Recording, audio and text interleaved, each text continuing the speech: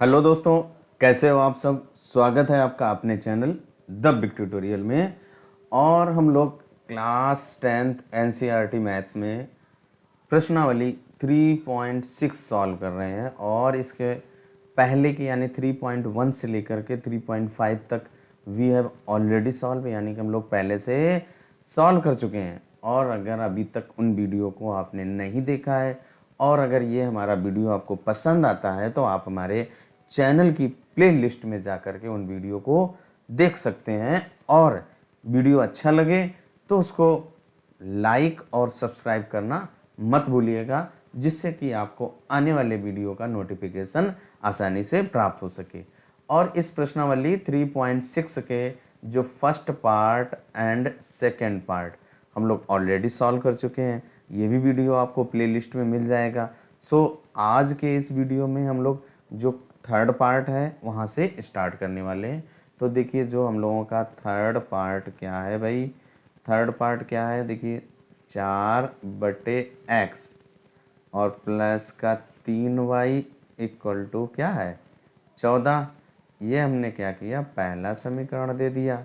इसके बाद जो दूसरा समीकरण आपका क्या है, 3/x और माइनस का 4y और इक्वल टू क्या है 23 है। और इसको हमने क्या किया, दूसरा समीकरण दे दिया।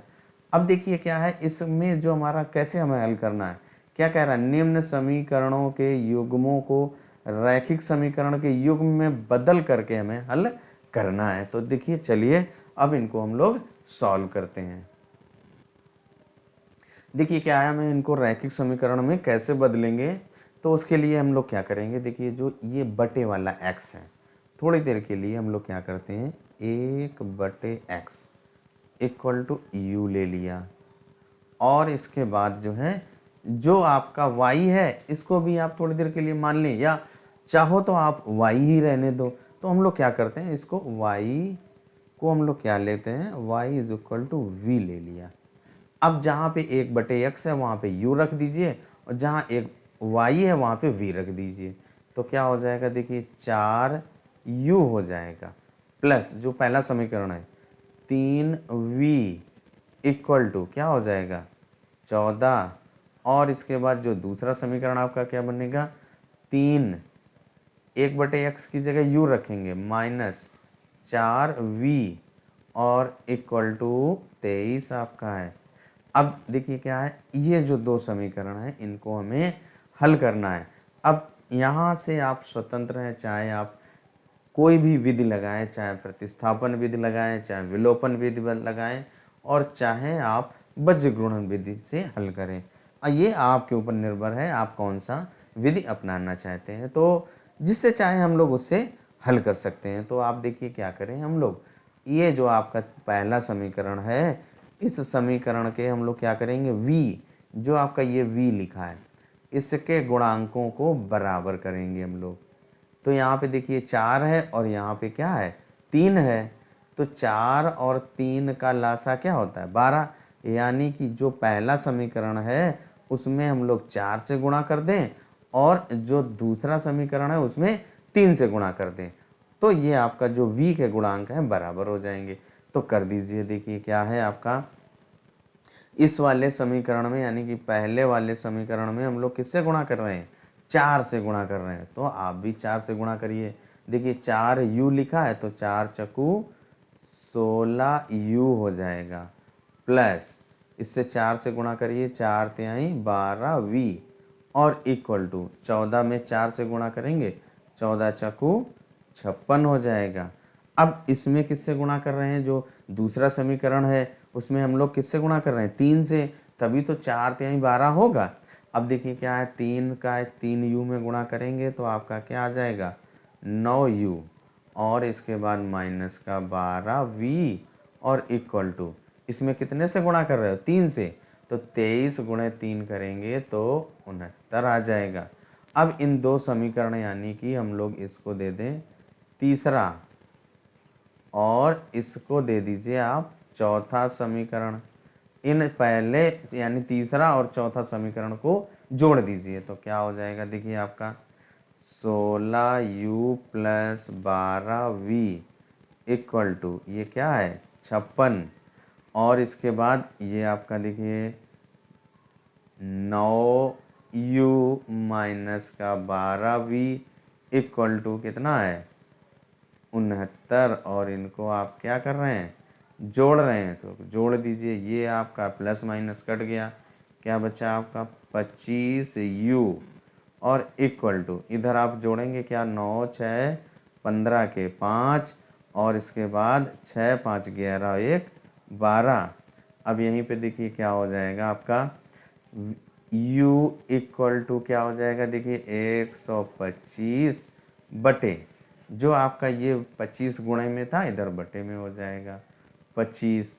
तो u इक्वल टू क्या हो जाएगा 25 पंचे 125 होता है, यानी कि जो आपका u है उसका मान कितना आ गया 5 आ गया। अब इस u का मान चाहे आप समीकरण फर्स्ट में रखो, चाहे यहाँ रखो और चाहे यहाँ रखो, आप स्वतंत्र हैं कहीं भी रख सकते हैं। तो देखिए हम लोग रखते हैं क्या है 4u किस में रखेंगे हम लोग, देखिए ये जो आपका क्या लिखा है इस वाले समीकरण में हम लोग रख रहे हैं। तो क्या हो जाएगा देखिए 4u plus 3v equal to क्या है 14। अब यहाँ पे जो u का मान आपने 5 निकाला वो यहाँ पर रख दीजिए। तो क्या हो जाएगा 4 गुणे 5 प्लस 3v इक्वल टू 14। अब इसको देखिए क्या हो जाएगा 4 पंचे 20 प्लस का 3v इक्वल टू क्या है 14। अब 20 को आप उस साइड यानी राइट साइड ले जाइए, तो क्या हो जाएगा 3v is equal to 14 minus 20। अब इसको घटा दीजिए, देखिए क्या हो जाएगा आपका 3v इक्वल टू क्या 14 माइनस 20 करेंगे तो माइनस का 6 आ जाएगा। तो v इक्वल टू माइनस का 6 बटे 2। तो आपका जो v इक्वल टू क्या आ जाएगा वो माइनस का 3 होगा, है ना। ये आंसर आ जाता है माइंड में जो है। तो ये 3 का क्या यानी यहाँ क्या हो जाएगा माइनस का 2 आ जाएगा। ये आपका v का मान आ गया और u का मान आपने ये निकाला था 5। अब देखिए क्या है u और v का मान हमें थोड़ी ना निकालना है, हमें किसका मान निकालना है x का। और x आपने क्या लिया था देखिए ये 1 बटे x is equal to u and v is equal to y. इसके इक्वल कर दीजिए, देखिए क्या हो जाएगा आपने 1 बटे क्या लिया था 1 बटे x is equal to u लिया था और u का मान कितना है आपका देखिए 5 आपने तो रख दीजिए 1 बटे x इज इक्वल टू 5 बटे 1 करेंगे गुणा कर देंगे तो x इज इक्वल टू क्या आ जाएगा 1 बटे 5 आ गया।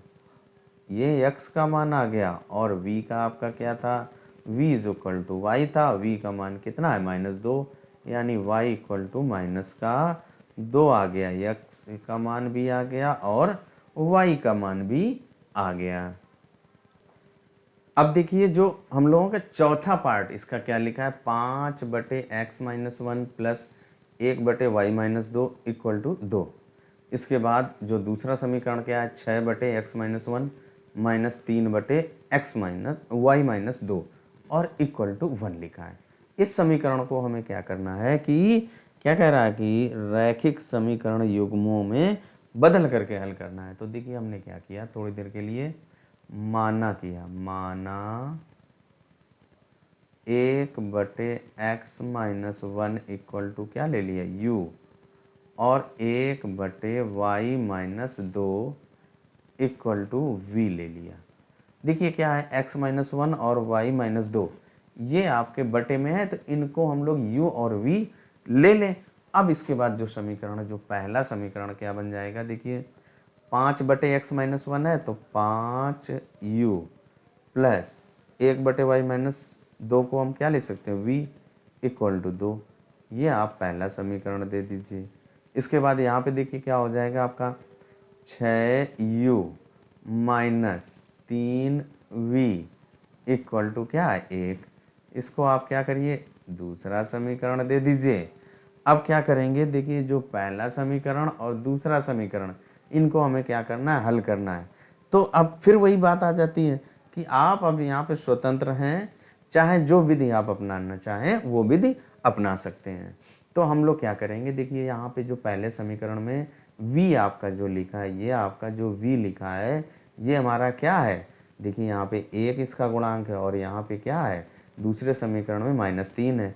तो अगर हम इन दोनों के गुणांकों को बराबर करेंगे तो जो पहला समीकरण है उसमें क्या करना पड़ेगा, 3 से गुणा करना पड़ेगा। तो क्या लिखेंगे, जो आपका समीकरण 1 में 3 से गुणा करने पर, तो गुणा कर दीजिए।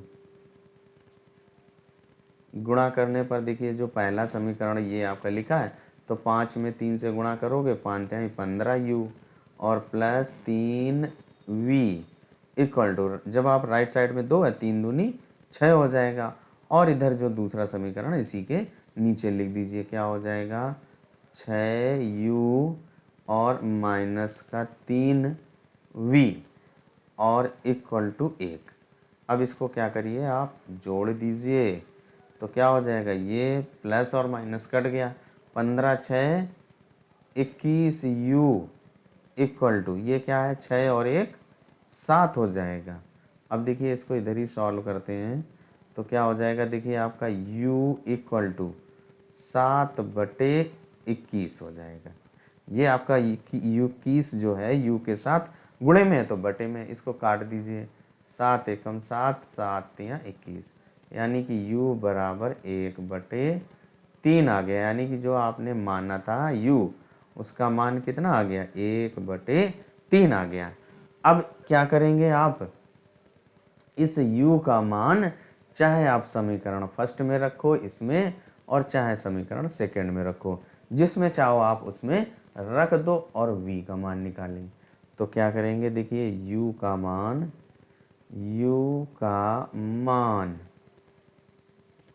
समीकरण फर्स्ट में रख रहे हैं, फर्स्ट में रखने पर क्या हो जाएगा, देखिए जो समीकरण फर्स्ट आपका क्या है, 5u plus v equal to 2। अब इसके बाद जो आपका u है, u क्या है आपका 1/3, तो रख दीजिए, तो 5 गुणे 1/3 और प्लस का v इक्वल टू 2। इसको और सॉल्व कर दीजिए, क्या हो जाएगा, देखिए v इक्वल टू क्या हो जाएगा, 2 माइनस 5/3। अब इसके बाद देखिए क्या हो जाएगा, इसके बटे 1 करेंगे तो 3 दूनी 6, 6 से 5 घटाएंगे तो कितना आ जाएगा आपका, 1 आ जाएगा। यानी कि जो आपका v इक्वल टू क्या आएगा, 1/3। v का मान भी 1/3 ही आया है। अब हमने क्या लिया था, u का मान क्या लिया था, देखिए u बराबर आपने क्या लिया था, 1/x-1, और जो v बराबर क्या था, 1/y-2।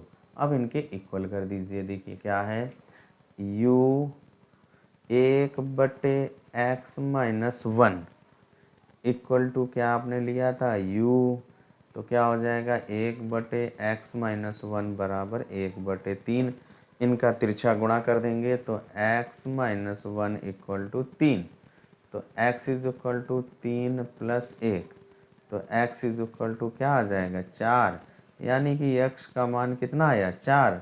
अब इसके बाद देखिए 1/y-2 बराबर 1/3 लिया था आपने, ये v लिया था, v का मान 1/3 है, तिरछा गुणा कर दीजिए, क्या हो जाएगा, y-2 बराबर 3। इस 2 को उधर ट्रांसफ़र कर देंगे तो y इक्वल टू 3 प्लस 2, यानी कि y बराबर क्या आ जाएगा, 5।